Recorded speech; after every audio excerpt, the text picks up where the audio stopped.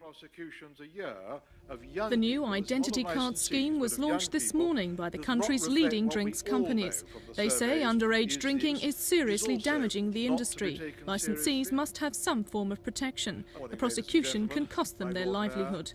The Proof of Age scheme has been designed by the Portman Group, an organisation run by the UK's 8 major brewers and distillers. It's purely voluntary.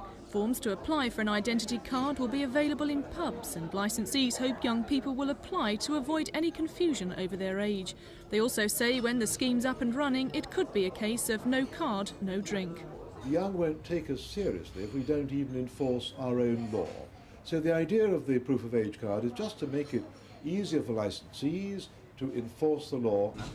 But the National Council for Civil Liberties say they're concerned the next step could be a compulsory identity scheme for young people.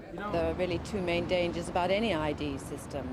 First, it can become compulsory, that people won't have choice. They will be denied a drink if they don't have an ID card. And secondly, it starts being used for a completely different purpose. For example, the police start asking young people on the street late at night to show an ID card. Other critics, though, say the scheme will never work because it's voluntary. They say the government should intervene. Sir Geoffrey Howe, chairman of the Ministerial Group on Alcohol Abuse, today gave the scheme government backing, but he refused to give interviews. He finally did answer questions, though, as he was leaving. Is this a backdoor method of introducing an identity card scheme? No, by no means, no. If it's voluntary, how can it actually work? I mean, surely a compulsory scheme is needed to make it work if we're taking this problem seriously. You want to have your case handed, don't you? You want to accuse me of introducing a national compulsory scheme. Not so. It's a sensible thing to be done voluntarily. It'll make some headway. Whatever the political arguments, most people seem to welcome the idea.